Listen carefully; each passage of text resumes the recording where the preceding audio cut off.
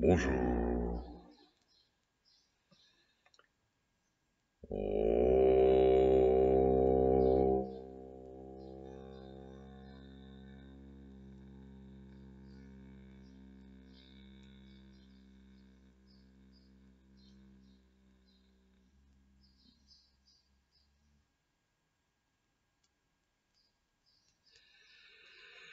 Yasyo Nimesha Nimeshabhyam Jagatah Pralayodayau Tam Shakti Chakra Vibhava Prabhavam Shankaram Stumaha.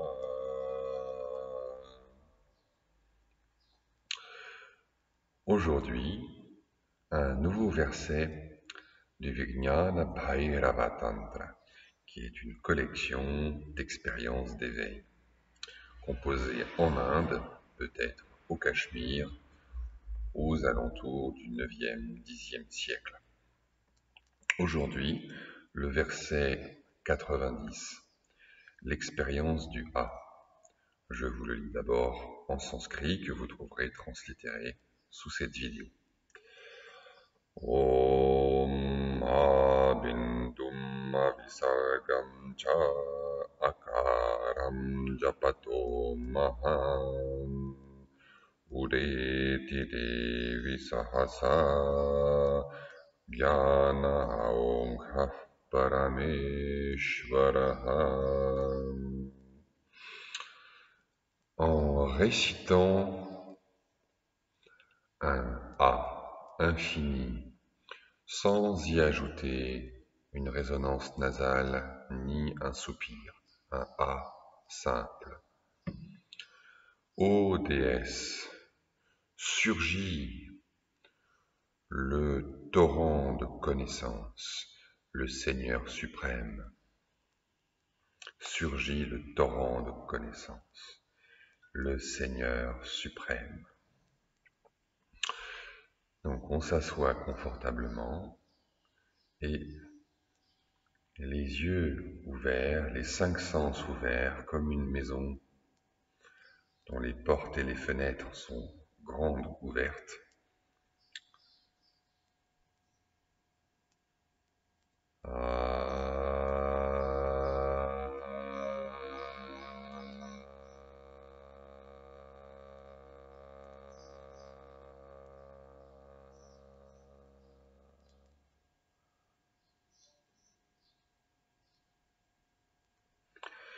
On se laisse aller dans la présence qui est spontanément évoquée par ce son, par le fait d'énoncer ce son. Donc les mains sur les genoux, la bouche entr'ouverte, le regard ouvert, complètement transparent, comme un globe transparent. Le regard, la bouche, la sensation tactile du corps dans son ensemble en synergie. Cette sensation d'expansion, d'ouverture, de présence, de fraîcheur.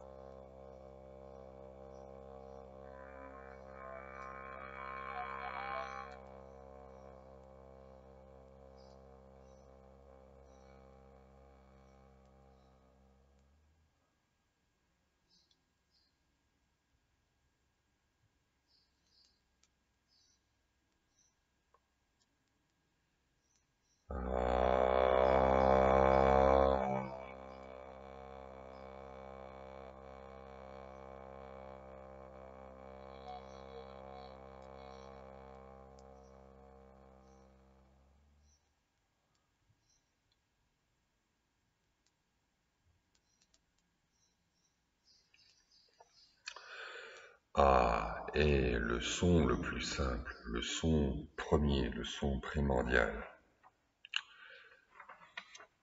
C'est le son non articulé. C'est le premier son dans l'alphabet sanskrit comme dans l'alphabet romain. A. C'est le son le moins articulé, le moins différencié. D'autre part, c'est le son qui est indispensable pour produire les consonnes. Je ne peux pas prononcer K sans prononcer A. Il n'y a pas de Shakti sans Shiva. Il n'y a pas de contenu sans contenant. Et donc, c'est le son qui est partout présent, le son indifférencié dont les autres sons ne sont que des articulations, des inflexions, des différenciations. Il y a un seul souffle, un seul mouvement, un seul élan qui part du cœur, selon la linguistique sanskrite, selon la grammaire traditionnelle, qui part du cœur, c'est le son anahata, c'est la conscience comme son, la parole son, la déesse parole, qui part du cœur, qui s'élève jusqu'à la gorge, et là, qui va frapper les différents points d'articulation. Et le premier point d'articulation, c'est la gorge, qui va donc produire les sons dits gutturaux de la gorge, les sons gutturaux, qui sont articulés au niveau de A. Et au niveau des consonnes, c'est K, K, K, G, G, A, A. Tout ça, ce sont les sons gutturaux, les sons du fond de la gorge. Ce sont les sons les plus proches du cœur, de l'absolu, de la source.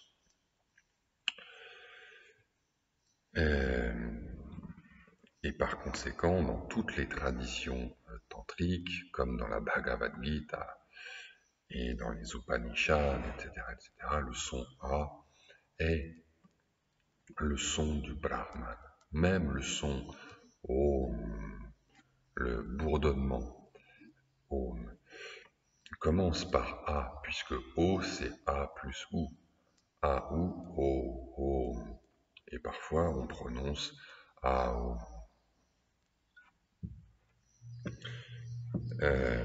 Et l'alphabet sanskrit commence par les voyelles. Et les voyelles commencent par A.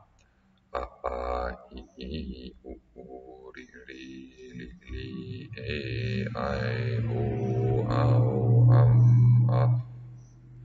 Et ensuite, nous avons les consonnes. Ga, ga, ga, ga.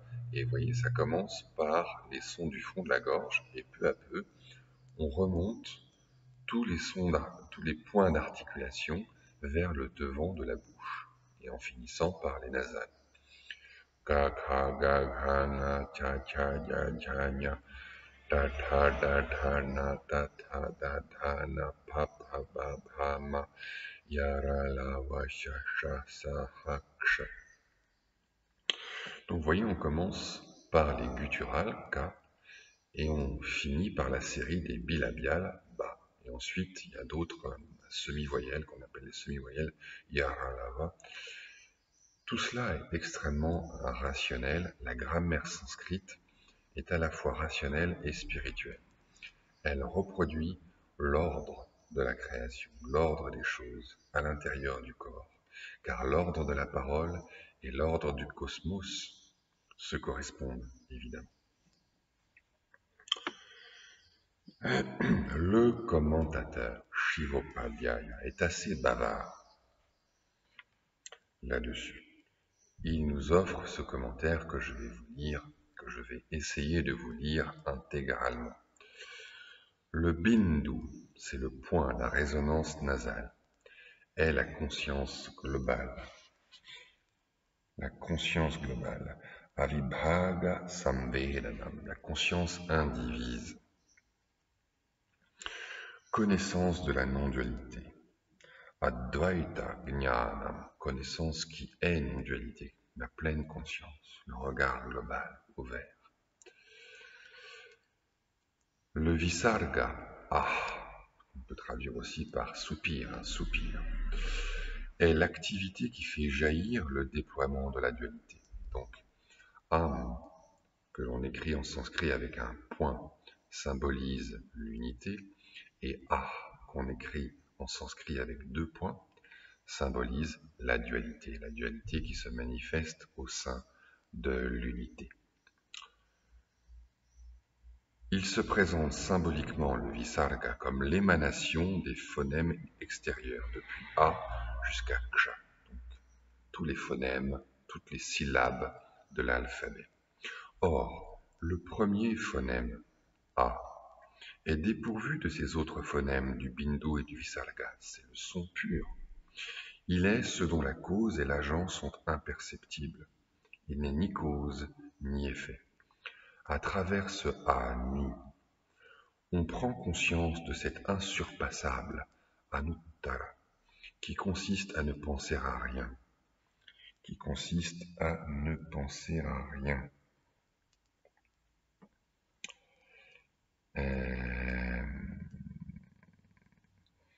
Akinchit Chintanatmakam, qui consiste à ne se soucier de rien, Akinchit Chintanatmakam, qui consiste à ne penser à rien, à ne se soucier de rien, complètement détendu, nu, ouvert, dans la présence, complètement relâchée, transparente, sans aucun arrêt, sans aucun obstacle. À cet instant même, Sahasrara, inopinément, brutalement, violemment, soudainement, Sahasrara, le Seigneur suprême, celui qui fait jaillir le flot de toutes les perceptions, qui est le flot, le torrent de connaissances, en fait, ici ça veut dire le flot de toutes les perceptions qui se succèdent les unes après les autres, le flot des expériences, les couleurs, les formes, les sensations, les odeurs. À cet instant même, le Seigneur suprême, celui qui fait jaillir le flot de toutes les perceptions, se manifeste en sa plénitude, parce qu'il est toujours manifeste. Ce flot des perceptions en cet instant même, c'est le Seigneur suprême, Parameshwara. À ce sujet, la révélation dit « Ainsi est l'immense Brahman, sans second. En vérité, Sarvam Idam Brahma, tout ceci est l'immense. » Ce qui revient à dire que ni l'unité ni la dualité ne conviennent à l'insurpassable, l'absolu, qui se trouve hors du champ de la parole et de la pensée, car il n'y a aucune prise de conscience de lui possible, puisqu'il est sens supérieur, Anuttara, sens supérieur.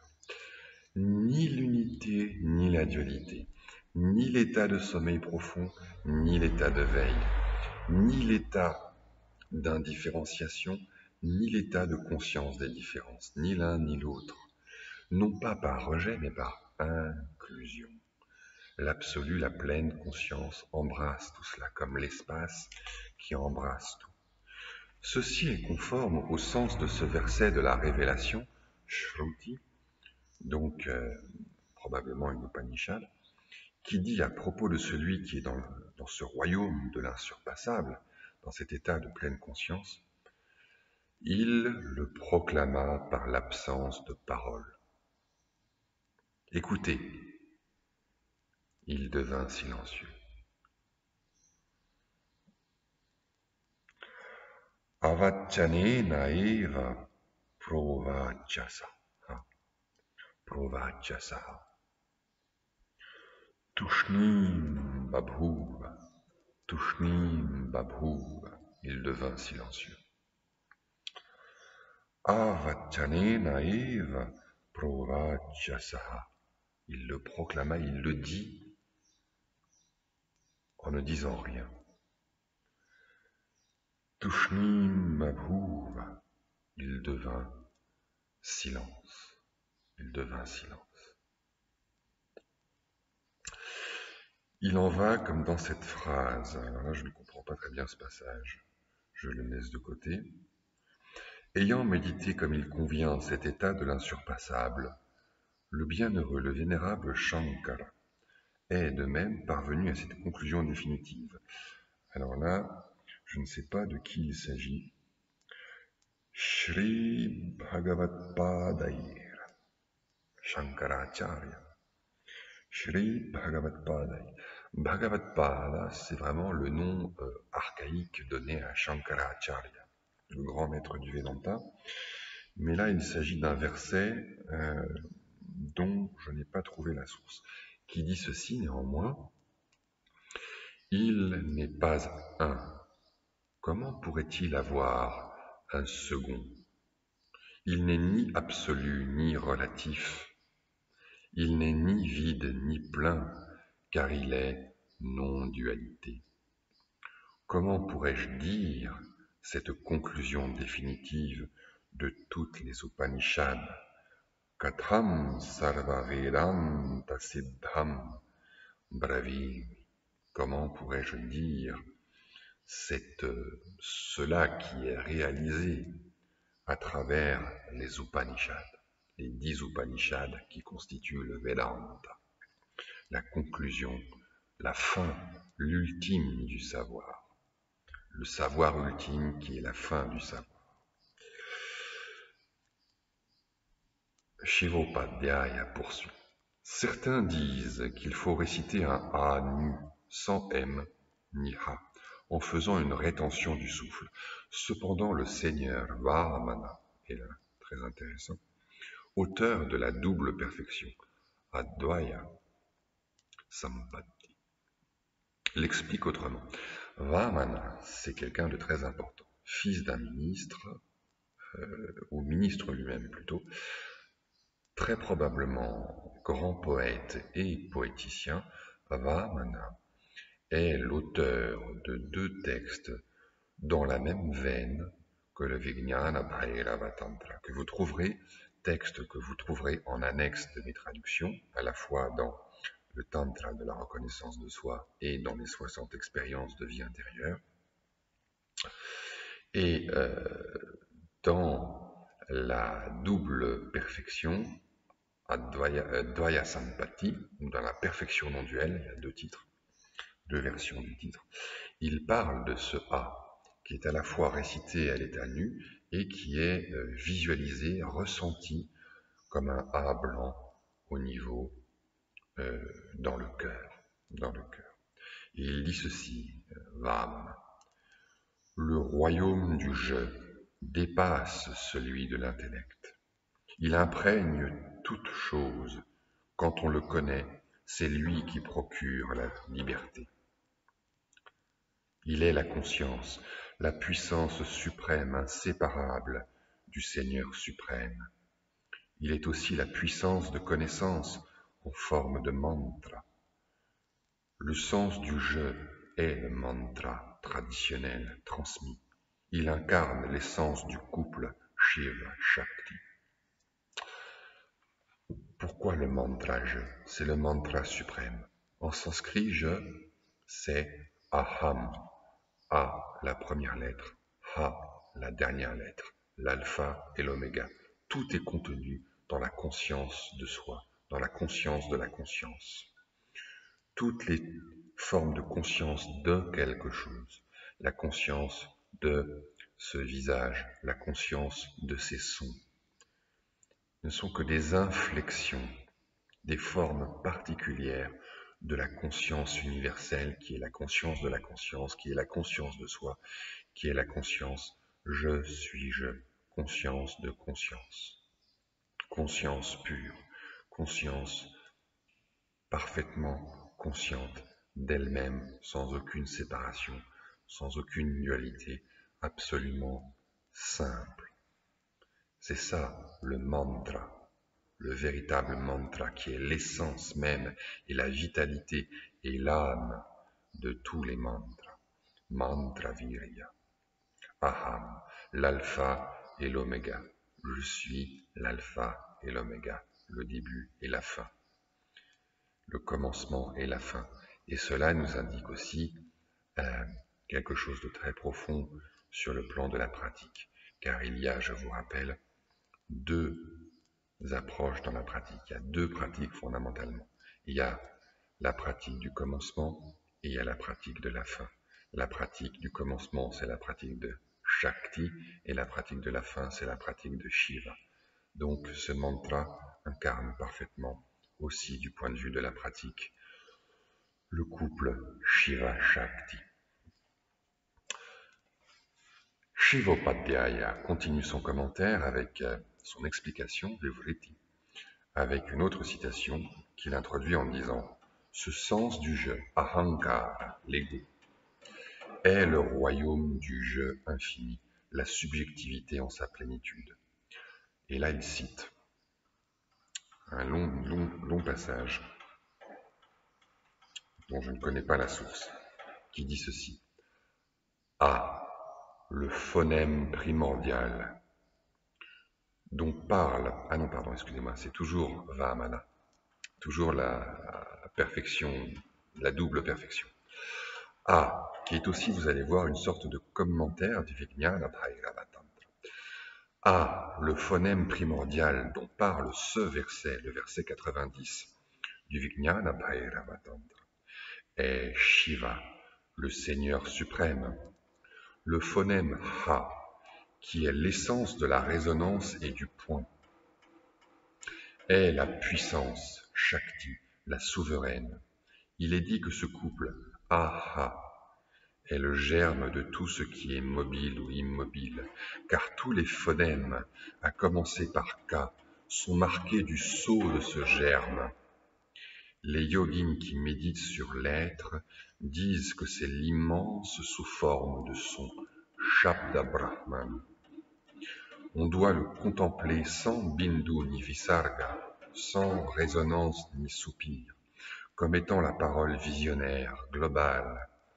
Grâce à ce ressaisissement de pure conscience, on se résorbe dans le domaine suprême. De fait, les siddhas, les êtres réalisés, les êtres parfaits, l'ont indiqué dans un certain recueil des instructions des siddhas, peut-être le Vijnana Bhairava. À une paume au-dessus du nombril et à 6 largeurs de doigts sous la gorge se trouve le cœur. Au centre de la poitrine, au centre du cœur, il y a un lotus. Au centre de ce lotus, il y a une corolle subtile d'où partent 3 canaux. Au centre de cette corolle trône le soi, support et essence des phonèmes à commencer par A. À la fin de A, il y a ce que l'on peut décrire comme un frémissement, spanda, une vibration, la pure conscience subtile, transcendante. Son adoration est enseignée en ces termes dans le Vijnana Bhairava. On doit réciter le A sans bindu ni visarga, sans résonance ni soupir, le A pur, simple. Sur le trône du cœur, le soi est accompagné de la puissance souveraine, sans support. Elle est comme le germe, elle est la lovée, Kundalini, car elle fait 3 cercles et demi. Cette puissance du souffle résonne, pour ainsi dire, dans le corps comme un ha. Vous vous souvenez du son qu'on entend, les oreilles bouchées, le son spontané, anahata. Le yogin la reconnaît clairement, lovée au creux de l'oreille, en forme de bindu, des sphères lumineuses entre les sourcils. Cette bienfaisante engendre le samsara. Les yogins la contemplent sans interruption, éclatante de son éclat propre. Le soleil et la lune de ce bindu, de cette sphère de lumière, sont les yeux de droite et de gauche. Il faut toutefois le contempler sans aucun point d'appui dans l'espace.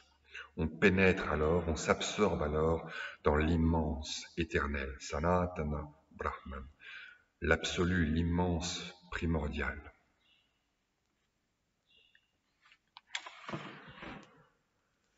À la fois son et lumière. Bindu et Visarga.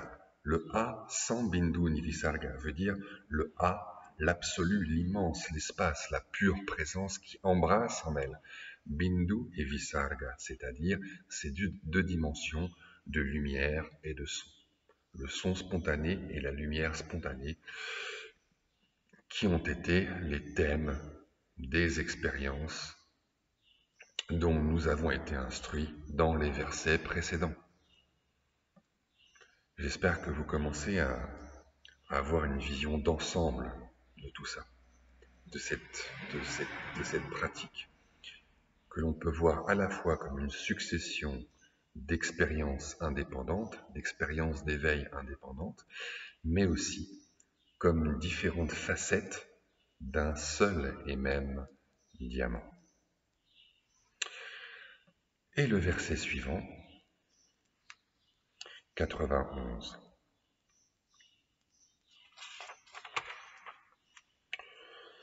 Om Varnasya Savisargasya Visargandam Chitim Kuru Niradharena Chittena Sprished Brahma Sanatanam.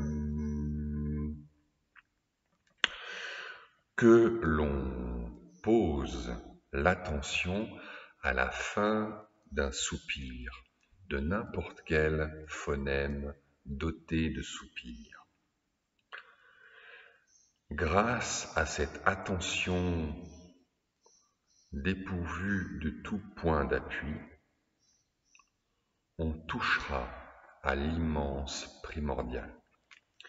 On touchera à l'immense, on touchera, on ressentira, sprishet. On touchera à l'immense Brahma Sanatanam, primordial. Sanatanam, qui est présent depuis toujours, depuis le commencement, littéralement. Sanatanam. Et grâce à une attention, chittena, à un esprit, à un cœur, chittena, ici, désigne encore une fois comme manas. Chitta et manas sont quasiment synonymes, désigne ici l'attention. Niradharena, une attention qui est comment? Une attention qui est affranchie de tout point d'appui, qui est totalement défocalisée, dessaisie, déconcentrée, détendue, décontractée.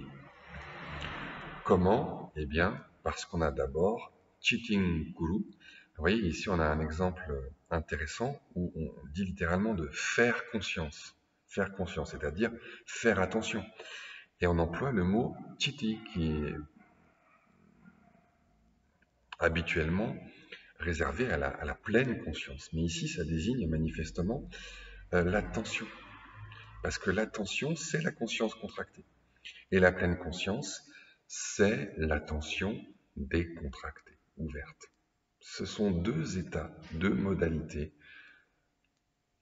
de la même énergie, qui est tout simplement l'expérience, la vie, le corps. Chitim Kuru, en faisant attention, Visargandam, à la fin de l'expire, de Varnasya Savisargasya, de n'importe quel phonème pourvu d'un soupir. Donc un soupir, c'est un phonème en sanskrit, c'est le dernier phonème compté parmi les voyelles, et il se prononce quelque chose comme A.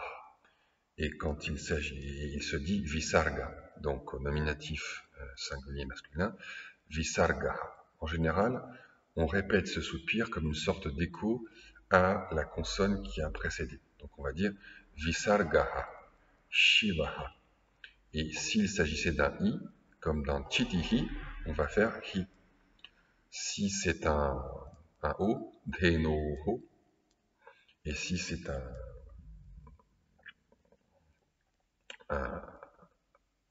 I, on va aussi répéter de cette manière-là, comme une sorte d'écho. On va dire par exemple Shanaihi, Shanaihi. À ce moment-là, on va pas dire, en fait, on va pas dire Shanaihai, on va dire Shanaihi, Shanaihi. Mais lorsque l'on prononce ce visarga, ce soupir, en finale, absolu ou seul, à l'état pur, en fait, on le prononce de manière sourde, sans ajouter aucune vocalisation, sans ajouter aucune voyelle. Par exemple, on va dire Shiva. Ici, on le prononce seul, on dit Ah. Donc, c'est une espèce de soupir qui ressemble à un soupir d'extase. Et évidemment, il y a là des allusions à la pratique de l'union sacrée, hieros, gamos. Et c'est donc le symbole de l'extase créatrice, parce que c'est de l'air qui sort, qui jaillit, indifférencié du fond de la gorge. Ah, c'est un son guttural. Les voyelles partent de A, le son, la voyelle gutturale, et s'achèvent par un son également guttural, avant d'enchaîner avec la première consonne gutturale aussi, K. A, A, K. Tout cela est guttural, parce que tout cela est indifférencié. Donc, le visarga, c'est le son créateur indifférencié, c'est l'extase créatrice. Visarga a une forte connotation sexuelle, puisque visarga désigne aussi l'éjaculation, littéralement. C'est l'acte de laisser la semence jaillir. Donc c'est la semence humaine, mais c'est aussi la semence divine. C'est l'extase. C'est la semence divine, c'est quoi? C'est l'acte de prise de conscience de soi. L'acte de conscience de soi. L'acte de s'éprouver soi-même, de plonger pleinement en soi-même.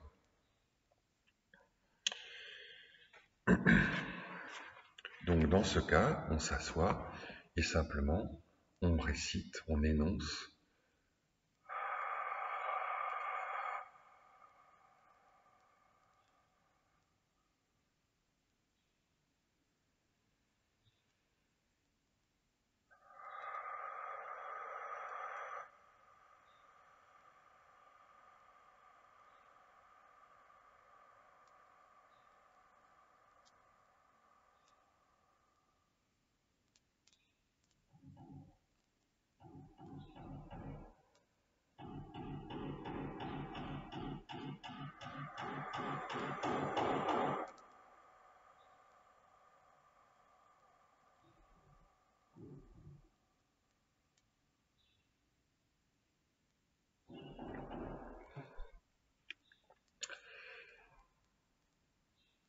et toujours on se laisse aller.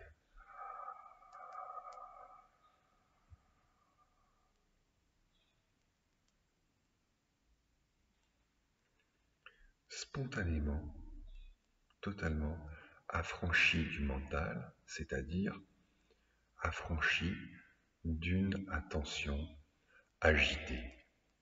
On se retrouve totalement détendu.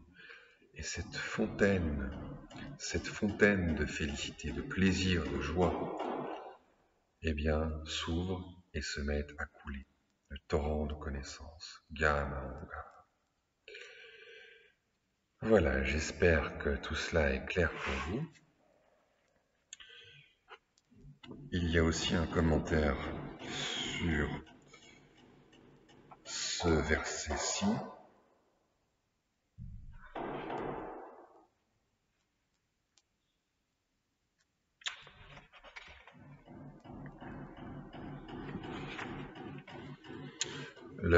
Les enseignements sur le visarga, sur ce soupir divin, ce soupir d'extase créatrice, sont très très très importants dans les traditions tantriques ésotériques au carré, que sont le Trika et le Kalikram.